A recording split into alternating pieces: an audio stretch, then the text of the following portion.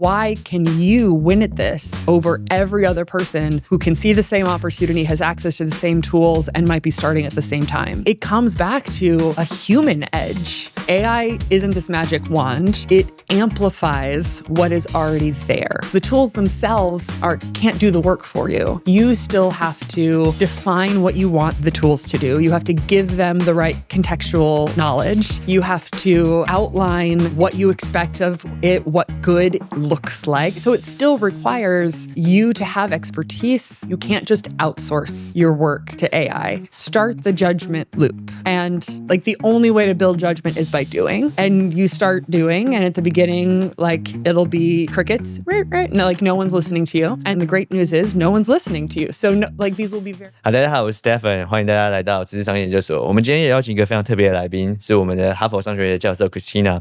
那如果大家是听 Podcast 的朋友的话，如果你想要更轻松的掌握我们的节奏，欢迎大家到 YouTube 上面来观看，因为 YouTube 上面会有中文的字幕来辅助你。Hi, Christina, welcome. Thank you for being here. Happy to be here. Yeah, I think it's a very rare moment for Taiwanese audience because we seldom have a chance to get an HBS senior lecturer in Taiwan and can directly know a lot of things about how to live, how to work, and how to lead the teams through AI era.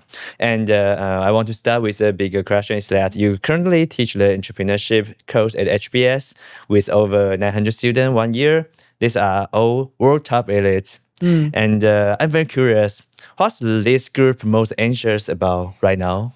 What do you think? Yeah, it's an interesting time, certainly, to be in graduate school. There's a couple of things. One is for our entrepreneurial students, there is really just this fear of how quickly everything is changing, right? I mean, certainly this is true for everybody, but the game of how you make things, the tools, all of these things are changing. And I think there's a little bit of fear of, did I make a mistake of stepping out of the making game to go and pursue education? And which is why a big part of our emphasis at HBS is not just learning in a classroom, learning in the case method, but also learning by doing. So our entrepreneurs are all building their companies while they're in school because they have to stay in this. You can't just watch AI from afar and pick it back up when you re-enter 2 years later. It's going to move too fast.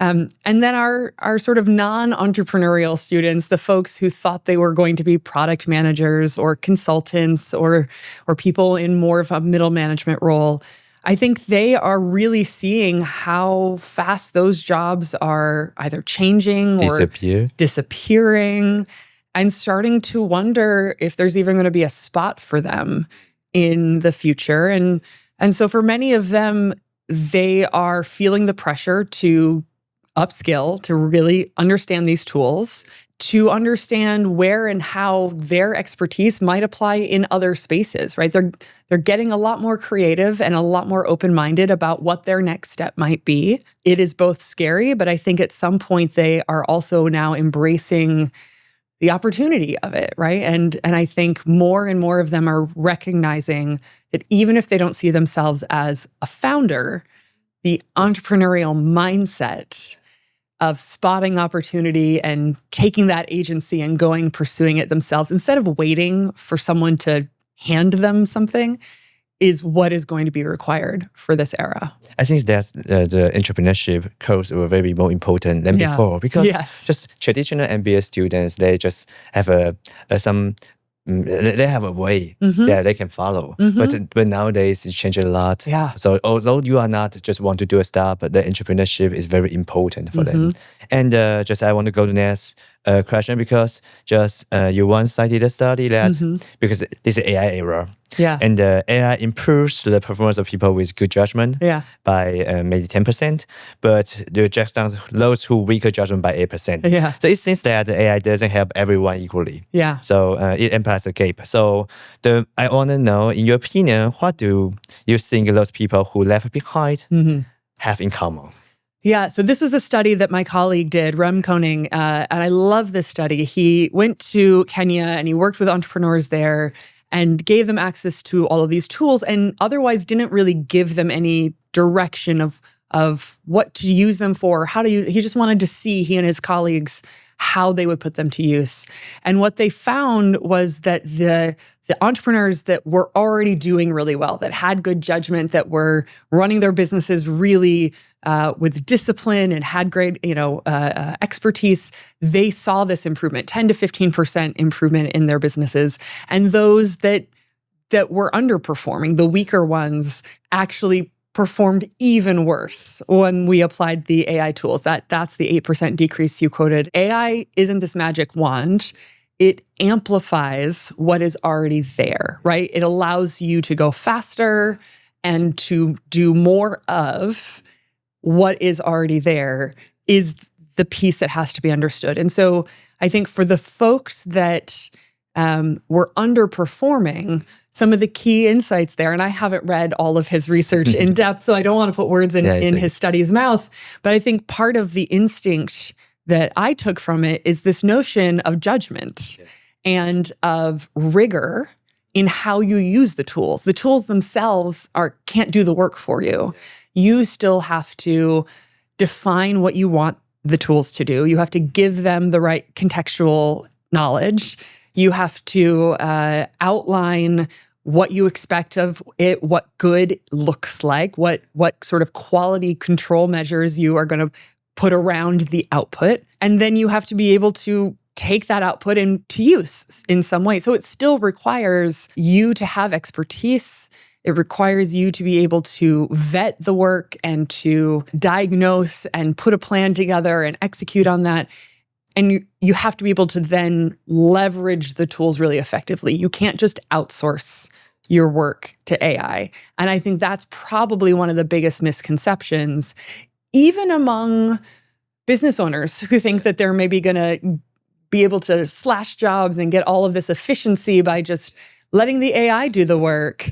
I think that's a huge misconception that you can just let the AI churn out the content. I think you're going to see a really big drop in quality because you are missing that human layer to direct it, to architect it, and then to refine it so that you can still have the quality standards that you're expecting. Okay, so people who just follow without any judgment, or just still need to know the context. Yes. Yeah, you know what they do, so you can build your judgment and then do the right things, or be your underperformers. Absolutely. And I also want to add another interesting question because about execution. We have a forum last week, and you said that execution is free. And the cost of acquisition is approaching zero. Yeah. And for me, I just be shocked because I'm an internet generation entrepreneur. And we was told that the idea of workplace execution is everything. I know. Yeah. I know. So this is our old way to do things. But if execution is no longer that valuable, so what is the value that truly cannot be replaced by AI in your point? No, this is probably one of the biggest mindset shifts of this technology. We used to teach the exact same thing. Ideas are a dime a dozen. Execution is where the value really lies. And that is changed fundamentally. So if everyone has the same tools, everyone has the same frontier models, and everyone can spot the same opportunities, the same shifts, then everyone's going to make the same things. So what is unique has to be something that you have that's proprietary. Now, that could be a proprietary insight that you have by being deep in the sector, in the customer problem, 20 years of work, some sort of, you have access to knowledge that someone who's outside the space doesn't have. They're looking at generic data and you have something proprietary. It could also be that you have literally proprietary data sets that you can train your models on something that is specific and contextually more relevant than what the generic data that all of the other models are being trained on. So there has to be a why you. And, we've always asked in entrepreneurship, why you, why now, is it big enough, right? Those are the three questions that were always relevant. But I think the why you typically was around like, do you have the hustle? Are you going to be able to attract the right resources? Like, would I bet on you as the jockey? And now the why you is actually probably the most important question. Why can you win at this over every other person who can see the same opportunity, has access to the same tools, and might be starting at the same time? So this is where like figuring out what's your fingerprint, what's your unique insight that you can bring to this problem that allows you, whether it could be the data, it could be distribution, networks, relationships, but you gotta have something. So like maybe the why you, maybe the test, the connection, the weight is higher than before. Yeah, it comes back to a human edge. There's something very human and relational and specific that you have to be able to identify. It can't just be like, oh, there's a gap in the market. I could go after that. Like, so could everyone. So everyone You're not going to win that. AI can do that. Exactly. Okay, so human age maybe not is the few advantage we still have now. Yeah. Okay, and because I'm a startup founder, so I just care a lot about that. And some not only startup founders and also VCs will face a lot of change. Yeah. Just like because in some point, just VCs just follow the old question because we should find our founder can execution do the best. As maybe we trust the founder, but now things changed. So how do you think that nowadays VC faced the challenge, or do they change their criteria? Is they more easy to find a unicorn, or they will get difficult to judgment the real long-term value? Yeah. I don't know. I What's your opinion? don't envy early stage VCs right now. I think their job is really hard. Yes, because true. so much has shifted for them. In particular, I think like the earliest money, right? Like the pre-seed, even like pre-seed, that early check doesn't have to be nearly as big as it used to, right? Instead of $500,000, maybe you're raising like $100,000. And instead of that getting you 6 or 12 months, and then you go raise the seed and then the Series A, depending on what you're building, that might be enough to get you up and running, customer revenue, profitable even, because you don't have the headcount you used to need to get to the point where you can really have the evidence and the traction and the valuation. Maybe you're skipping now from that. It's not even a pre-seed where you're touching VCs. You're just going to friends and family for that first money. And then you go straight to a Series A.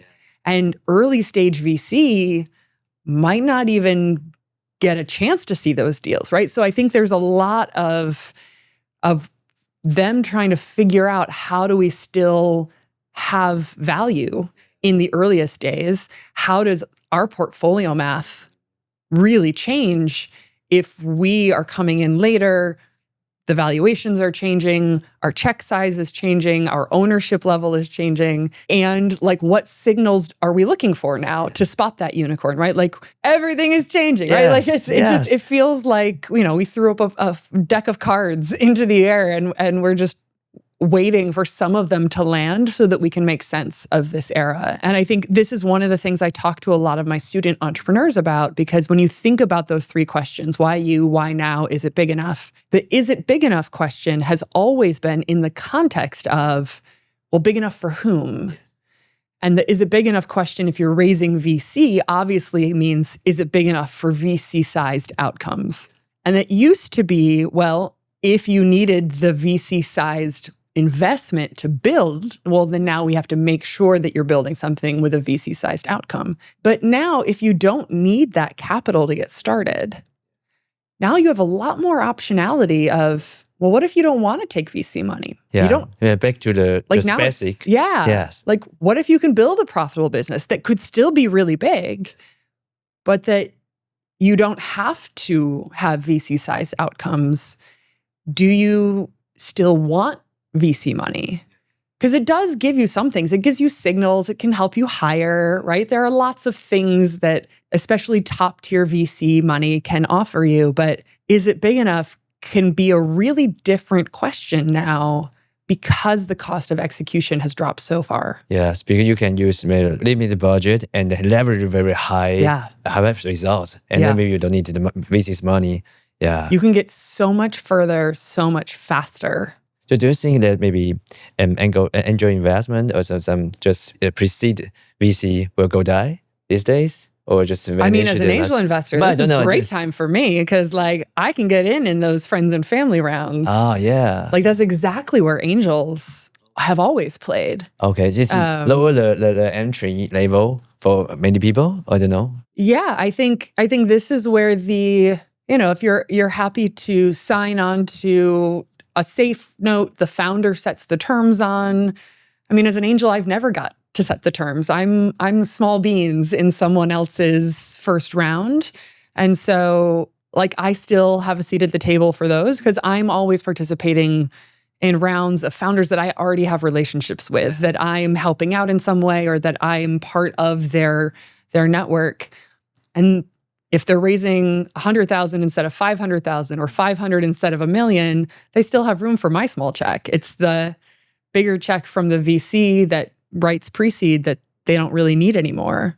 So I feel like I'm pretty safe. Okay, so it's good. I could be wrong. It's a We'll good time for you. So follow question is that just because you are also enjoy yourself, and how do you look at the most now? Really unsexy businesses. Really unsexy business? Oh, yeah. Wow. So this is certainly one of the things, I talk about this in the course. This is one of the things that I'm seeing really blow up at HBS and sort of broadly in the Valley and elsewhere. These are not cool consumer apps. These are not like the big glossy, like going to be on the cover of a magazine style businesses. Yeah. These are real business. These are like the figure out how to draft engineering drawings for the construction pipe business, and like do the GPS of the ocean for naval operations, like really deeply nerdy, super in the weeds businesses, because two things. One, they're driven by people who have this really deep contextual expertise. They're coming from this world saying, I know of a problem because I've been living it for the last 10 years. And two, they have proprietary data and they have relationships for distribution. And so they're coming in and saying, I know everything about what this thing needs to be and how to sell it. What I have to figure out is how to build it. And instead of spending their entire 2 years at HBS searching for a technical co-founder, which is what they would have done, yes. Now they're just building. Oh, yeah. And they're getting to a working prototype over winter break. And they're getting to their first design partner and then a paid pilot by summer. And like the speed is remarkable. And so, I mean, we have I think it won first place or second place at our pitch competition this year.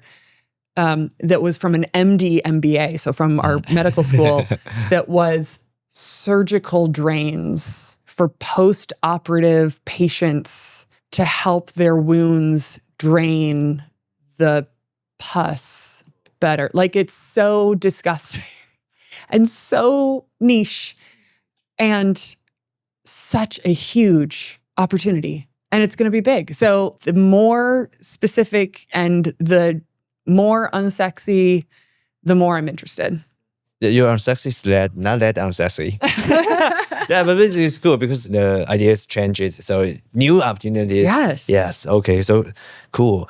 And thank you for your sharing. And then maybe we go to the one back to the last weekend forum. Yeah. Yeah. Just like last weekend, we also have another speaker, that's Jeremy Lin, the CEO of Taiwan Mobile. He said that Taiwan thinks it's running, but it's actually working. His argument was that because TSMC isn't expanding fast enough, so Silicon Valley AI companies are losing patience at Taiwan. And as a HBS lecturer, because you are just see Taiwan from the outside, what does Taiwan look like to you? Yeah, do you agree with that or not? Yeah, feel free to share that. I don't know if I entirely agree with that. I mean, I can see his perspective. Like Silicon Valley is expressing their frustration with, like, they want to be able to go faster. They want more chips. They want to be able to build data centers. Like they have this voracious appetite that they can't fill. And it's easy to blame that on TSMC. I hear that. Okay. At the same time, and I said this at the forum, we know that even if they were to get all the chips that they wanted, we don't have the plumbers and the electricians in the United States to build all of the data centers that they want to build. Like, we don't have the infrastructure and the capacity to actually fulfill these big ambitions at the scale that they're dreaming of.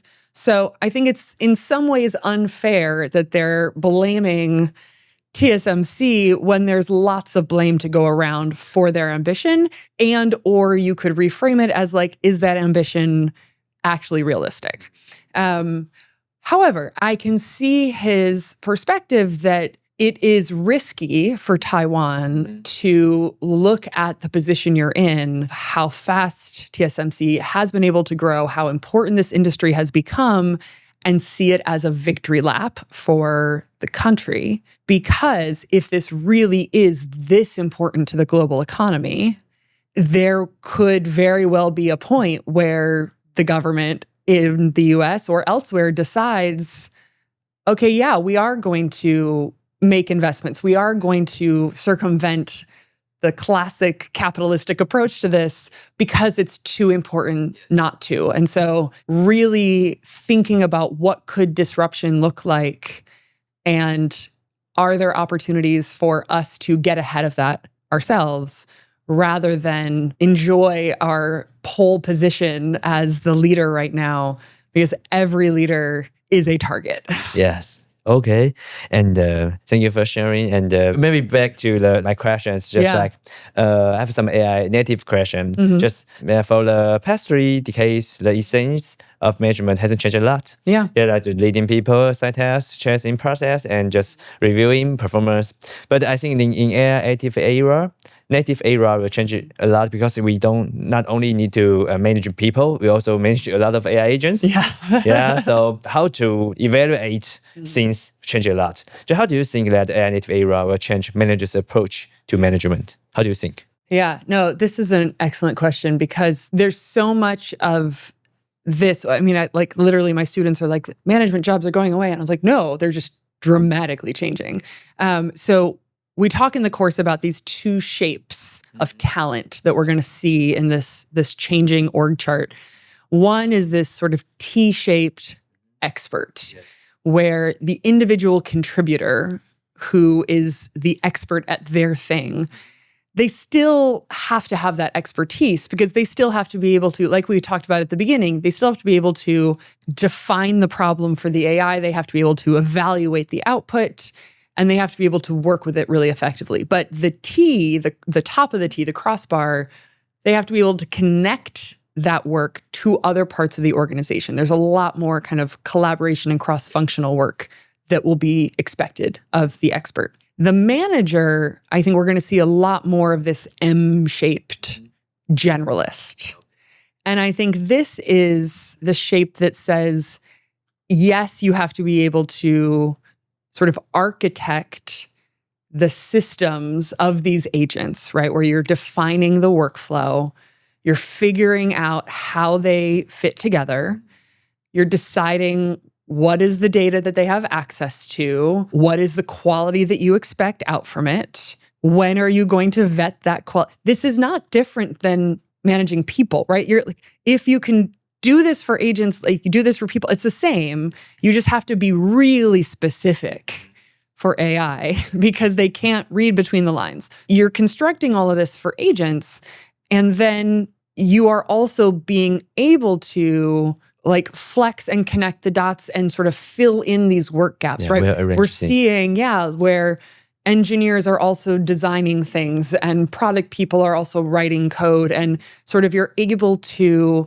enmesh yourself much more within the organization rather than sort of sit within your silos. And that flexibility and curiosity, I think, is going to be much more relevant within that generalist and that manager level. Manager level is still there. It's still there. It's still cool. Good to hear that. But you're no longer just like, you're not just coordinating the work, and you're not just taking the strategy from the top and pushing it down to the people who are doing the work. I think there's so much more of architecting, judgment, and really strong communication that is being done now. And honestly, that is such a more interesting job. Yes, yeah, for people, because you can, maybe sometimes you can see things directly and you think clear and you can do many things than before. Yeah. And like you say that, you emphasize that judgment. Yeah, I also have a question about judgment. Like because it's a very important ability, and this is just more like something earned through experience. Yeah, you can just get it quickly. But I think sometimes we're like many graduating students that just graduate from school and they don't have that much experience and they still don't get very good at how to use AI. So how's their opportunity? How do you have any advice to help them to build their own judgment? Yeah, the only way, I mean, you just said it yourself, the only way to build judgment is to do things, right? To gain actual experience. So the best thing to do is to think of yourself as the entrepreneur of your own life, right? Whatever that is.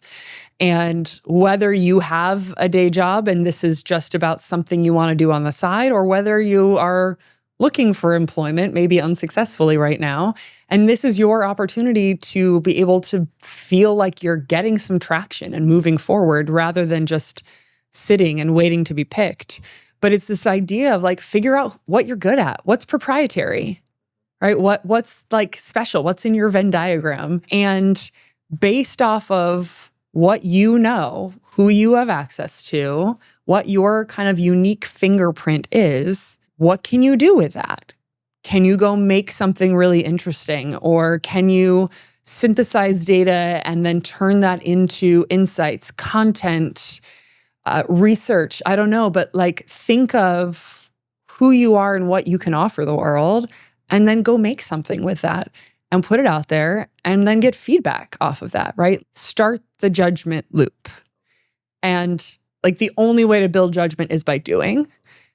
And you start doing, and at the beginning, like it'll be crickets, right? No, like no one's listening to you. And then at some point, you'll start to get a little bit of feedback. You'll start to get some traction. And along the way, you might make some mistakes. And the great news is no one's listening to you. Like these will be very painless mistakes because no one's paying attention. And then like you'll start having traction and you'll start to build this muscle, right? And so I think that's one of the big shifts of this new era, is that whether you are an entrepreneur or you are an employee or you are a manager, whatever this thing is, I think all of us are going to have to see ourselves as like the entrepreneur of our lives, of our career. Like we have to be in charge of what we're building and what we're owning. And there might always be a couple of other irons in the fire rather than just the day job. Okay, so it's the worst time, but it's also the best time.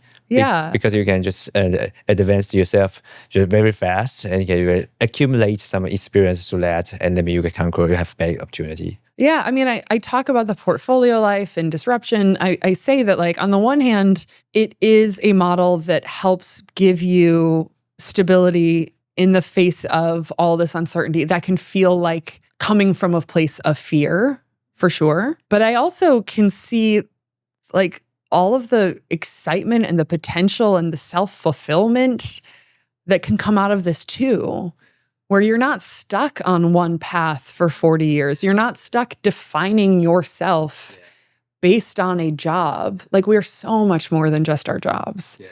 And so I try to find the upside to this giant shift. I'm not being Pollyanna-ish about it. Like I get that there are lots of risks and probably lots of downsides to this too, but one of the upsides is that you're going to get a lot more opportunities and a lot more flexibility to be in control of designing for yourself. But you got to choose that.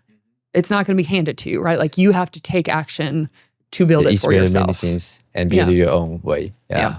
And I will go to the next question. It's about just like my colleague and my friends asked me to ask things about solo company. One person went to you. Yeah. And because nowadays, because the cost for a founder just lower a lot than before, because one person can use AI to act any function they like, all at once. So, but in your opinion, if someone wants to start a solo or one-person company today, what are the misses or misconceptions to avoid in your point? Yeah, this is a good one. So obviously there are some types of business models that are better suited to this than others. Yes. Right, so software makes more sense to be a one-person company than manufacturing. Obviously that, like physical businesses, you can't do this. Okay, so digital-based, software-based, you can pull this off. It is easy to start a one-person company. It's easy to prototype. It's easy to sort of get up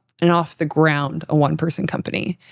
It is much harder to scale and maintain a one-person company.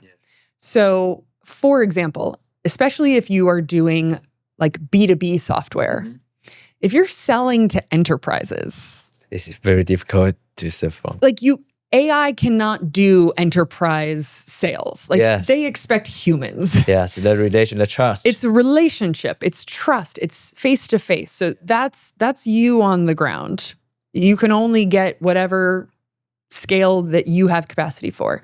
Now, if you have an outage in the middle of the night, it's your beeper going off. You are now the on-call 24 hours a day. You don't get to go on vacation. There is no the service level agreement that you have signed with these enterprises dictates that you are now answering that pager. So there becomes a sort of ceiling of what a solo person company can do. If you're doing something that might be more B2C, that might have maybe lower stakes where you can have a guaranteed uptime that says, we'll resolve things within 12 hours, right? Like the original Twitter where like Twitter fail whale, we'll get to it when we get to it. Then, you've got a little bit more flexibility, but certain business models are going to be a better fit for this. And then you got to think through like, what's the goal here? Is the goal to build it and then sell it? Is the goal to build it and run it in perpetuity? Is this just like a nice income stream that you're like, this is going to be a self-perpetuating business. This is amazing. Is it to build it and scale it? Like, is there a point where now we got to bring people on? And do you want to stay the CEO at that point? Are you excited to manage people? Or are you going to hand off the CEO job, right? So there's a couple of questions you got to bring into this. It's not quite as simple as I'm going to be the first $1 billion solo person founder, like Sam Altman keeps telling us there will be. Yeah. But you can certainly do so much more than you used to be able to. And it is really exciting. All company just from small to big. But if you find something, you want to achieve something bigger, maybe you need to hire more people, help you, and maybe just like the same as before, but you still have the path. I will say for like consultants, like independent consultants, this can be a huge benefit to you. Where now you don't have to do your own invoicing, your book balancing, you're not... Some administration things. All of the, you now have like a back office. You can do your decks, all of those things that you were having to carve out time for. Now you can take on more client work and actually be able to have some of that support. So I do think there is some opportunities there that isn't just software relevant, but I think the highest opportunity is probably going to be in software businesses. Okay, you can emphasize more time on valuable spot. Yeah, thanks, Christina. So we go to my final question is that just because you share many things to us, how you see through the judgment and something just in area how people were faced. And my last question is that if our audience want to move next step, just what's the small action you will advise them to take? Just go build something. Go build for your personal life, right? Like go build something to make, your recipe management easier. Go build something to keep track of all of your summer camps that you're juggling for the kids, or how you're thinking about budgeting for school, whatever that thing might be. Like scope it out, be the architect, think through what does the structure look like? What data do I need to put in? What am I asking it to do? What are the triggers? If this is an agent, if this is an LLM, what is the prompt I'm giving it? What does good look like? what are the edge cases? What am I going to push back on if it comes back and it's incorrect? Like, really think it through and build something. And I think once, like, going from nothing to something, that, like, getting started is the hardest part. Yeah. You start something and you start seeing how accessible it is and how much fun it is. Yes. And how useful it can be. And then you start seeing all the other opportunities for it. And then it can be hard to stop. So now today's big takeaway is you to start to build something. Yes. Yes, because you can do many things then easier than before. So just don't put anything specifically personal into a free version. If you are using the free version, don't put your passport number, your bank account number. No. Pay for a paid version. Okay. If it is free, you are the product. It's using your data to train it. Like data security 101. Okay, Christina also tell us that which kind of way will be more safer. Will be safer. Yes. Yes. Okay, thank you, Christina. Thank you for your time. 好，我们很高兴今天 Christina 可以跟我们一起来分享，就是她怎么看 AI 这个世界，而且我们很高兴有机会可以从 HBS 的视角，然后来看到目前世界上整个趋势。那我们今年其实下半年呢，我会跟 Christina 有一个很好的合作，就是我们希望把更多更好的内容，然后世界前沿的知识，然后从哈佛带来台湾。所以我们下半年会有个课程，然后可以把这件事情讲得更清楚。如果你想要学习更多的话，欢迎可以看我们的资讯栏，你可以找到更多资讯。好，那我们今天就到这边。Thank you, Christina. Thank you for people's time. So let's see you next time. Bye.